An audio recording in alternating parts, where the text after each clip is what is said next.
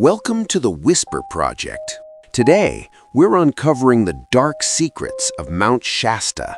Let's dive in. Back in 2011, a 3-year-old boy was out with his family near Mount Shasta. Suddenly, he vanished. His parents searched everywhere, called the police, and got the locals involved in the hunt. They eventually found him after a while, but the strange part came a few months later. While playing with his grandmother, whose name was Kappy, he told her, "I love you, but I don't like the other Kappy." She asked what he meant, confused. He explained that when he got lost in the woods, another Grandma Kappy showed up and took him to this scary place like a cave, full of spiders, bags, guns, and weapons. She asked him to poop on a piece of paper, but he didn't know how back then, so she started yelling and screaming at him. There were other people there who told him, "We're the ones who put you in your mom's belly." Then the other Grandma Kappy's appearance started changing, and he blacked out. When he woke up, he was under a tree. At first, the boy's grandmother thought it was just silly kid talk, but she knew about the mountain's reputation and what might be living there. She'd had her own weird experience near the mountain just 3 weeks before he told her this story. So, what's the deal with this mountain? Who's living in it? And what's really going on? The story starts with Mount Shasta, a volcano at the southern end of the Cascade Range in Siskiyou County, California. The U.S. Geological Survey ranks it 5th on their list of high-threat volcanoes, not just potential eruptions, but ones that could cause massive damage if they blow. Right now, it's one of the largest dormant volcanoes in the U.S. Its size is so huge, you can spot it from 50 to 100 miles away, and some sources say even up to 140 miles. You can see the crater from that far. It's a big challenge for climbers, adventurers, and hikers, but oddly, it's not just regular climbers who flock there. It's people into energy work, spirituality, mysticism, healers, mediums, shamans, groups worshiping strange gods, folks obsessed with the paranormal, and those hunting for alien evidence. Basically, anyone into the supernatural. It's also a sacred site for Native Americans, who still hold ceremonies and rituals there, offering gifts to appease the gods on its peak. The weird thing is, all these groups agree on one thing. There's a strange vibe at the mountain, something unnatural. They interpret it in their own ways, but everyone who's visited feels this unnatural energy. Some get choked up when they reach a certain altitude, unlike others. Some feel intense cold and like something's gripping their body. Others feel pulled upward as soon as they arrive at the base, compelled to climb against their will. The native people in the area know there's a certain zone on the mountain you don't cross. If you do, you might not come back. For example, in 2011, a 19-year-old named Michael Falvo decided to go on a spiritual pilgrimage with a group to experience the energy and weird stuff people talk about. His group climbed for 10 straight hours, reaching forbidden areas that locals warn against. After their experience, they started descending together. Michael was at the back, but he began acting strange, taking off his upper clothes. As they neared the bottom, he turned, looked toward the peak, kicked off his shoes, and hysterically climbed back up. His friends tried to stop him, but he was too fast and ended up dying on the climb. The odd part, Michael had asthma, so his family suspected drugs. He had no food or water, and nighttime temps dropped below freezing. Why strip and run like that? They asked police to test his body. No drugs, no alcohol, nothing unusual.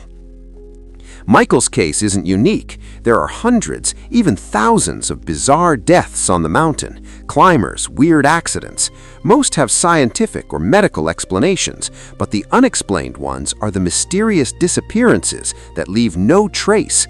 People go to meditate or climb specific spots and vanish without evidence, like they were never there. It's not just solo hikers. Some disappear from groups. One of the strangest was in 1999, professional climber Carl Landers on a trip with friends, Bard Gilmore and Milton Jeans. At camp, Carl geared up, left the tent first, and started climbing ahead. His friends followed the same path, but suddenly Carl was gone, no trace. Search parties, helicopters, police flipped the area upside down. Nothing, not even his gear. Another involved advanced tech like infrared helicopters. Rosemary Kunst came to the mountain to relax and grieve her husband's death. The world turned upside down searching for her. Papers, gear, everything gone. Her group said she planned to sit by the lake, but no trace anywhere on the mountain. And there are many more vanishings like this. No blood, no signs of abduction, nothing. Remember that boy's story from 2011? The tree where they found him was ridiculously far from where he was with his family, impossible for a 3-year-old to reach alone. Sources say his dog was found freezing on the river's edge, like someone tried to drown it. His parents thought he was making it up, but his grandmother's experience 3 weeks earlier was terrifying. She was camping with someone near the mountain, she in a tent, him in a trailer. Next morning, she woke up face down outside the tent with a hole in the back of her head, bleeding. She felt drained and weird. She ran to her companion. He had the same hole and said, "I don't remember anything. Last night I saw glowing red eyes in the distance, like deer or something, so I went to sleep." The creepy part, her camping spot was exactly where they found her grandson 3 weeks later. These strange events aren't new. There are documented cases from 150 years ago. People see figures on the mountain that vanish right before their eyes. A native from the Karuk tribe witnessed this in 1983. He ignored tribal warnings, crossed the forbidden zone with his fiancée. 2 massive giants appeared staring at them. They stood frozen, blinking and rubbing their eyes, thinking they were hallucinating or tired. But the figures stayed, glaring. They bolted down the mountain and told the tribe. So, who are these giants? Who was the figure impersonating the boy's grandma? Who's behind the disappearances? What's happening on the mountain? Ask the natives and opinions split.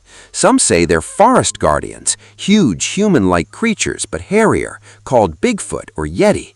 Other tribes, like the Modoc, part of the Klamath, swear they've seen them, offering gifts to keep them from attacking. Their claims have evidence beyond climber testimonies, which I won't list without proof. But on October 31st, 1930, major newspapers ran a story. Skeleton found indicates giants roamed Sierra Mountains. It described a 12-foot skeleton found on Mount Shasta. That's over 3.6 meters. No humans that tall. Where's the rest of his tribe? Why no other traces? It suggests something living isolated. The other explanation involves Lemuria, a name you'll hear a lot with Mount Shasta. Natives blame disappearances on Lemurians. Watch out, the Lemurians won't let you go. They warned fiercely about Lemuria. First mention was in 1883 when Frederick Spencer Oliver from Eureka, near Shasta, wrote A Dweller on Two Planets. He claimed he didn't write it willingly. A hidden force moved his hand. The real author was Philos the Tibetan, communicating telepathically, making him see unreal things. Before dismissing it as fame-seeking, note he didn't publish it. His mother found and published it 6 years after his death. The book talks about continents Lemuria and Atlantis, super advanced with anti-gravity aircraft, submarines, modern TVs, wireless phones, atomic telescopes, air conditioners. None existed then. Voice-activated typewriters, high-speed rails, astral travel. They made huge mistakes after advancing, a warning to future generations. Lemuria and Atlantis warred, and Lemuria sank in the ocean. But survivors live in the mountain as a spiritual brotherhood. The book caused a stir, especially in 1931, when Harvey Spencer Lewis published Lemuria, the Lost Continent of the Pacific, under pseudonym Wishar S. Survey. He studied archaeology, meteorology, geology for 10 years, gathering ancient manuscripts and maps. He claimed Lemurians to exist. After their civilization sank, they fled to Shasta as the best spot, bringing massive gold. Human conditions didn't suit them.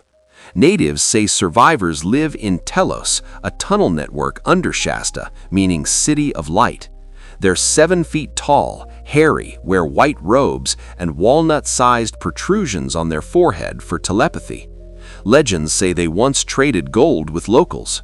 Myths claim they have advanced tech we haven't reached yet, powered by crystals, built away from humans to avoid greed and destruction like before. They're in another dimension, hard to see or contact. Dimensions are complex, maybe a separate episode. Some stories paint Lemurians as demons kidnapping humans for secret experiments, genetics, cloning, explaining disappearances. The boy's other grandma could be a clone. Her real grandma found a bleeding hole in her neck there, maybe a sample site. The hysterical climber who suddenly powered up and died, perhaps tested on. Weirdly, someone claimed to reach Lemuria, J.C. Brown, a prospector for Lord Cowdrey Mining. In a cave-in, he entered an 11-mile tunnel to a full city with a 10-foot mummy, 27 boxes of massive skeletons, gold shields, statues, and tablets. He kept it secret for years, told John C. Root in 1934. Root planned an expedition with 80 people. Day of, Root vanished. Some say died near the mountain. Another proof, English zoologist Philip Lutley Sclater said land once connected India and Madagascar, but sank. Why? Lemurs found in both, but not Africa in between. Impossible for lemurs to cross oceans alone, so he named it Lemuria. Around then, Indian lore spoke of lost civilization Kumari Kondam in the same area, with similar tech, sunk similarly. Indians have a god Shasta depicted with a native-style hat. Sources say Shasta only appears for the mountain and this god. Coincidence? Some say they're separate lands, others one. Frank Joseph's book, Lost Civilization of Lemuria, secretary of Ancient American Association, argues they're different. You might think it's silly, but a government study, Native Pilgrims at Mount Shasta, California, says 89% of spiritual pilgrims come to connect with beings inside the mountain. A large sect worships it, saying great teachers live inside, led by Saint Germain. He allegedly met a couple on the mountain, taught them doctrines to spread. They founded the closed I Am group. Many report UFOs near the mountain, not isolated cases. What do you think? Is Mount Shasta hiding all this or something else?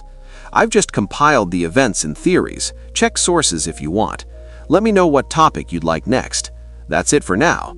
If you enjoyed this episode of The Whisper Project, hit that subscribe button right now to never miss out on more spine-tingling mysteries.